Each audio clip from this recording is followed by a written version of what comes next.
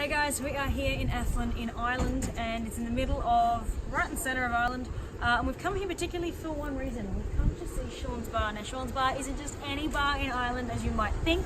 Sean's Bar is actually the oldest pub in all of Ireland and so called the world. So we're going to go in and check it out. It's apparently over 1,000 years old, which is crazy. But we're going to go and have a look. So let's go.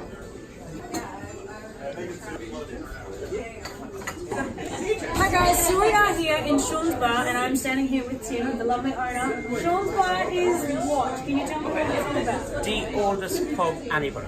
Anywhere in the world. Anywhere in the world. Not just in Ireland. Not just in Ireland, anywhere. The bar itself dates back to 900 AD, dated by the National Museum and certified by the Guinness Book of World Records. And that is our letter there from the Guinness Book of World Records. Check that out? Absolutely. That's crazy. So this certifies then that this is officially the world's oldest. It is indeed. Anywhere. Wow. What you have here is part of the old walls, which are made of what's called wattle and wicker, which is interwoven hazel sticks held together with horsehair and clay. And what you see there is what the whole building is actually still made from. Same original building made from wattle and wicker, built back in 900 AD. If you also notice, there's a slope on the floor. I did notice that as you walk in, it gradually goes down and down and down. But it's nothing to do with the whiskey you're having. Okay. It's actually the original drainage system where the water would flow in the front, flow out the back, and they put down sawdust to soak it up. That is the tradition of the sawdust on the ground. That section of walls that you see here actually came from upstairs during renovations in 1970. The rest of the walls from upstairs are on display with the National Museum of Ireland, along with the old coins that Lewin, who was the very first person to build the bar here, minted for barter or exchange with his customers. Yeah. See, there was no monetary system in place at the time, so they made their own. They called these coins tokens. The value of each token would depend on how much silver actually went into the making of each individual one.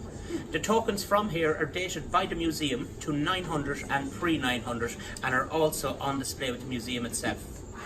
Along here then is called Main Street, and the old cobbled Main Street that actually led to the original crossing point of the River Shannon is buried beneath the beer garden and runs right out to the original crossing point itself. Now the reason Lewin, who was the first person to build the bar here, the reason he situated it here was, you have the River Shannon here right beside us, fed by Lough Ree. We're 5 minutes from Lough Ree. Huge lake, 19 miles long by 8 miles wide, then it funnels into the River Shannon here at Athlone. So you would have to come the whole way around the lake, and the very first crossing point you came to was directly here at the back door. And that's why he situated the bar here, and he guided people across the old ford. He actually built the bar on what was called the Ancient Ford of Antiquity, which is a crossing point that dates back to the Bronze Age. That was back in 900 when he built the bar here. Then a settlement built up around the pub. People often say about Athlone, it was the town that was built around the pub. They put the pub here first, then built a town around it. They had their priorities right. That was back in 900. Then in 1100, King Turlough O'Connor built the first wooden castle to guard that settlement. That settlement then became known in Irish as Aughluin, meaning the ford of Lewin or the place of Lewin. And today, Aughluin in Irish is Athlone. So that's how the town here got its name, from the very first person that built the bar here, right back in 900 AD. Now we're dated by the National Museum, certified by the Guinness Book of World Records as the oldest pub in Ireland, the oldest pub in the British Isles, the oldest pub in the world in existence. It's continuously been a bar here from 900 right through until present day. Now folks, that's a little brief history on the bar. There is a far more important piece of history associated here with Lough Ree right beside us, and that is the whole origin of whiskey itself. Began here on Lough Ree, spread from Lough Ree right around the world. Now this is not a story. This is something we spent over 8 years researching with the help of the National Museum of Ireland. And as I say, with all our whiskies, we give everybody a history information sheet, so you can actually follow, Google, look up, check out all the places that we talk about, speak about, and you can Google the information on each area, and area by area, you can actually follow the whole history and origin of whiskey along. Now, as I say, we spent over 8 years researching this. I could rattle on for hours here and have you late for your flight. Now mind your next destination. But just to touch on it very, very briefly, on the whole history and origin that we have here. Distilling itself began in the Middle East, in and around 500, where they distilled perfumes and aromas. The Moors, who were traders from northern Spain, had trade links with the Middle East at the time. They brought back the art of distilling these perfumes and aromas to northern Spain. The Irish monks happened to be there in their missions at the time. Somehow managed to take what was the distillation of a perfume and turn it into an alcoholic beverage. Or in other words, that smelled lovely and they drank it. That's exactly what happened. They were not scientists, that's what happened. They in turn brought the art of distilling with them back to Ireland and back to the two main monasteries in the whole country, located here right beside us on Lough Ree. That's an old map of Lough Ree here on your right hand side, and the photographs that see both left and right of it show what remains of both of those monasteries today. The very first monastery was located right in the centre of Lough Ree on the island of Inishkillen.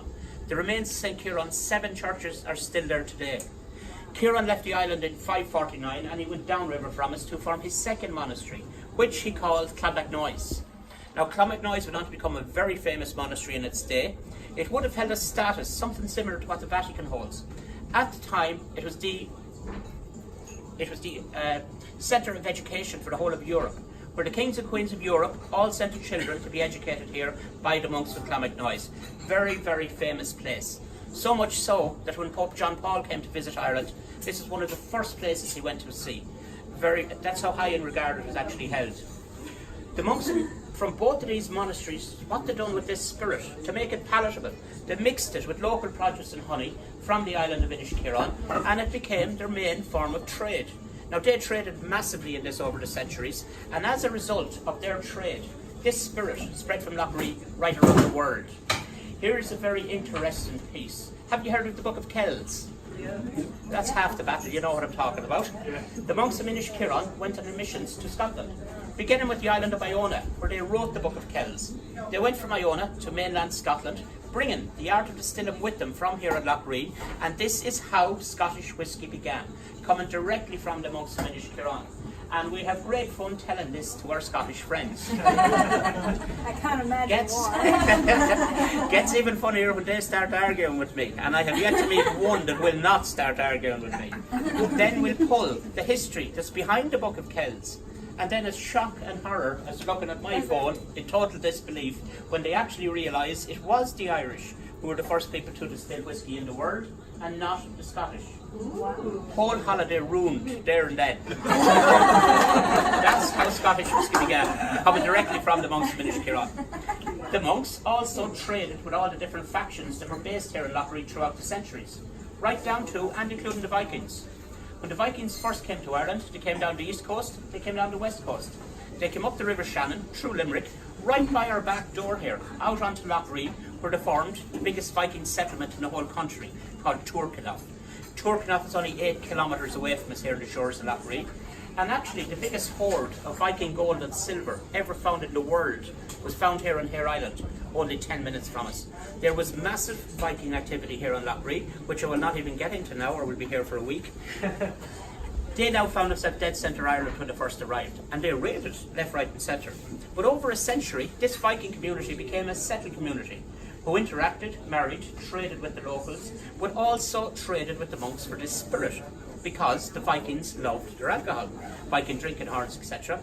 They in turn brought the art of distilling with them from Lough Ree back to the Scandinavian countries, where it is still known there today as aqua vitae or aqua vi, meaning the water of life. And that phrase was first coined or written into the annals or history of Clonmacnoise right back in 549 itself. That is how far back we have been able to trace this to. One Viking in particular, who you may have heard of, who left Lough Ree, bringing the art of distilling with him. His name was Eric de Rey. He left Lough Ree because his clan at home in Iceland had fallen out of the other clans. He met with his son Leif Erikson. He took 25 longboats to their entire clan and headed west. They discovered Greenland. They went from Greenland to land in Newfoundland. Now you can check this history out on your phone under what's called Viking Saga. It will tell you exactly what I'm talking about. It will show you what remains of his settlement today in Newfoundland. And it will tell you he landed there 500 years before Christopher Columbus. Tying in with the exact same time frame as when the monks were trading with the Vikings for this spirit. We have been able to trace, with the help of the National Museum, how he took it from Lough Ree to Iceland, onto Greenland and onto Newfoundland, where it spread down to Canada and eventually made its way down to the States. That is how the distillation of whisky got to America and Canada, coming directly from here in Loughree. It was known as different names, like White Lightning and Moonshine, for example. But how do you know that one? The actual name whiskey itself comes directly from Loughree here, right beside us. Now this is where it goes horribly wrong. And I have people telling me the name whiskey comes from the Bourbon area of Kentucky. No. The name whiskey comes from Loughree here, right beside us, where we had the English armies of King Henry II and III, based here in Loughree at a place called Rindoon. Rindoon is only out the road from us here. The remains of the old castle and walled city are still there today. At the time, Rindoon was the biggest city outside of London. That will tell you the vast size of the armies that they had based here was absolutely huge. But the monks cashed in on this big time, traded hugely with these English armies. We have a record of a ship belonging to King Henry III leaving Loughree, and between both monasteries together, that ship's entire cargo was whiskey only. They were not busy praying. Praying that I lose it over the edge. They were the biggest bootleggers in the world at the time. And your whole idea of an Irish monk has just now got out the window. The name whiskey firstly comes from the monks of Clonmacnoise, who spoke Latin. It was the international language at the time they taught in Latin. They called this spirit aqua vitae, meaning the water of life. The monks of Inishkiran spoke Irish. They called this spirit Ishkabaha, also meaning the water of life. But the English armies they were trading with had one small problem: pronouncing Ishkabaha, especially after having a few of them. So Ishkabaha became whiskey, onto whiskey, and onto whiskey. But it was going in such huge volume to these English armies that the name whiskey stuck to it, and this is where the name whiskey comes from, right here, right beside us on Loughree. So we said, hold on a second, we actually have the whole origin of whiskey here, right on our doorstep, how it began, when it began, who it began by, how it travelled around the world, who took it there and when, and fully researched with us over an 8-year period by the National Museum of Ireland. We actually have the whole origin of whiskey here on our doorstep.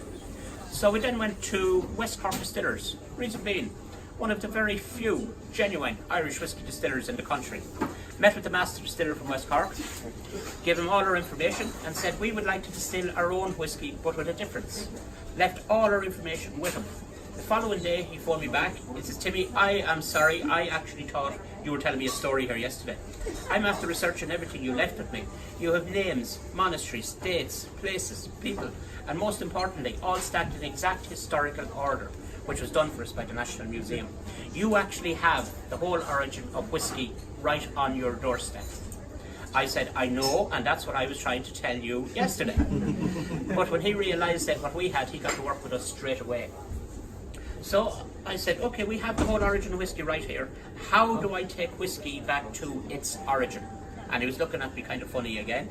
So we took him back here to Loughree and we went back to Inishkiran, the original island of the monks, to see, it's a fine big island, to see exactly what was available there to the monks to flavour the whiskey with. What could they have used around here?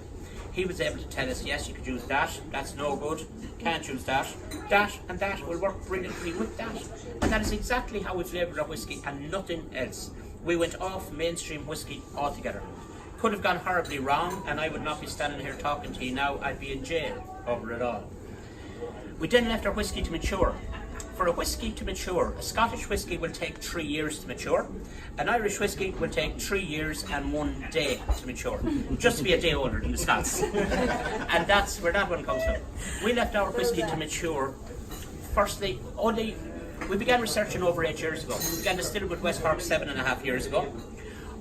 Only 2 months ago we got our original blend, our single malt back, which we had left to mature for 7 years.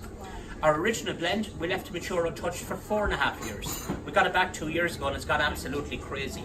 So much so, we will be in both Canada and America within the next couple of months.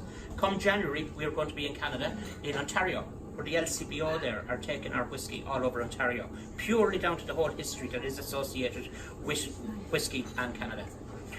But we're actually going to take it on its original journey, the same route whiskey originally took. From Loughree, we're going to Iceland, Iceland to Greenland, Greenland to Newfoundland, where we're going to visit Landsaw Meadows, the original outpost of the Vikings. From there, we will go to Ontario and eventually make our way down to the States. So we're taking it on its original route back. So when you find our whiskey, either in Canada or America, you'll be able to say, I know all about that whiskey, I've had it, I know the whole history and origin behind that whiskey, because some gobshite wouldn't stop talking about it for about an hour. Now that, folks, is the whole history and origin of our whiskey. Tim, thank you so much. You're very, very I welcome. didn't have to say a damn word, and I'm so happy about that. Incredible. Thank you very much. Lovely to meet you. And thanks for and tuning work in. away. We'll see you guys very soon. You simply will. Great job. Take care, folks. Lovely to meet you. We just found out you missed the whole thing. Just to some stuff until the floor gradually runs down. Yeah,